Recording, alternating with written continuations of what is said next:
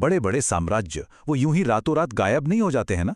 अक्सर होता ये है कि एक दौर खत्म होता है तो दूसरे की शुरुआत होती है, और ये बदलाव ही इतिहास की सबसे दिलचस्प कहानियां सुनाते हैं। आज हम दिल्ली सल्तनत के बिल्कुल आखिरी चैप्टर को समझने वाले हैं, एक ऐसी कहानी जो उथल पुथल से शुरू होती है और एक नए साम्राज्य के उदय पर जाकर खत्म होती है। तो सवाल यही उठता है कि जब इतनी बड़ी ताकत तुगलक वंश गिर गया तो दिल्ली का क्या हुआ। देखिए, जब कोई बड़ी शक्ति गिरती है ना, तो अपने पीछे एक खालीपन, एक वैक्यूम छोड़ जाती है। तुगलकों के साथ भी ठीक यही हुआ। दिल्ली, जो कभी एक विशाल साम्राज्य का दिल हुआ करती थी, अब एकदम कमजोर और अकेली पड़ गई थी। तो सवाल यह है कि इस खालीपन को भरा किसने। तो पूरी कहानी की जड़ है तैमूर का वो भयानक हमला। उसके जाने के बाद दिल्ली सल्तनत बस नाम की रह गई थी। चारों तरफ अफरा तफरी का माहौल था, और जो छोटे मोटे गवर्नर थे वो सब खुद को बादशाह समझने लगे थे। दिल्ली का सिंहासन खाली पड़ा था और उसे भरने की हिम्मत किसी में नहीं थी। और इसी उथल पुथल के माहौल में एंट्री होती है एक नए खानदान की, सैयदों की। अब देखिए, ये कोई महान विजेता नहीं थे, बल्कि उस वक्त की जरूरत थे। एक तरह से केयरटेकर, जिन्होंने सल्तनत को पूरी तरह बिखरने से बस बचा लिया। इस वंश की नींव रखी खिज्र खान ने, और सबसे मजेदार बात पता है क्या है? वो तैमूर का ही आदमी था, उसी का नियुक्त किया हुआ गवर्नर। जब तैमूर चला गया तो उसने मौके का फायदा उठाया और दिल्ली पर अपना कंट्रोल जमा लिया। हाँ, ये बात और है कि उसका कंट्रोल बहुत छोटे से इलाके पर था, पर उसने सल्तनत को एक नई शुरुआत देने की कोशिश जरूर की। और ये देखिए, ये बात वाकई बहुत दिलचस्प है। खिज्र खान ने कभी खुद को सुल्तान कहा ही नहीं। उसने एक टाइटल लिया, रैयत-ए-आला, जिसका मतलब था तैमूर का प्रतिनिधि। इससे साफ पता चलता है कि उसका शासन एक परमानेंट पावर के बजाय एक टेम्परेरी अरेंजमेंट जैसा था। ये टाइमलाइन देखिए, पूरी कहानी साफ हो जाती है।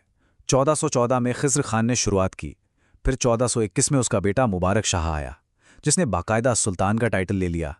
लेकिन उसके बाद के शासक जैसे मोहम्मद शाह काफ़ी कमज़ोर निकले, और आखिर में 1451 आते आते आखिरी शासक आलम शाह ने तो खुद ही गद्दी छोड़ दी। तो ये एक छोटा लेकिन बहुत ज़रूरी दौर था। तो कुल मिलाकर सैयदों का सबसे बड़ा काम क्या था? बस सल्तनत को जोड़े रखना। वो एक पुल की तरह थे। एक तरफ तुगलकों की तबाही थी और दूसरी तरफ एक नई ताकत आने वाली थी। उन्होंने उस गैप को भर दिया। और वो नई ताकत थे लोधी, दिल्ली सल्तनत पर राज करने वाले पहले अफगान। वो आए थे सल्तनत को उसकी पुरानी शान वापस दिलाने के इरादे से। इसकी शुरुआत की बहलोल लोदी ने, एक बहुत ही काबिल और समझदार अफगान कमांडर। उसने आखिरी सैयद सुल्तान से बड़े आराम से बिना लड़े ही गद्दी ले ली, और उसकी सबसे बड़ी ताकत थी उसका तरीका। वो अपने अफगान सरदारों को बराबर का मानता था, उन्हें सिंहासन का पार्टनर समझता था, जिससे सब उसके वफादार बन गए। बहलोल ने जो नींव रखी थी ना, वो इतनी पक्की थी कि उसके बाद वालों ने उस पर एक मजबूत किला, एक गढ़ खड़ा कर दिया। ये वो दौर था जब दिल्ली सल्तनत ने अपना खोया हुआ रुतबा और ताकत फिर से हासिल कर ली। और इस किले का असली आर्किटेक्ट था सिकंदर लोदी, यकीनन लोदी वंश का सबसे महान शासक।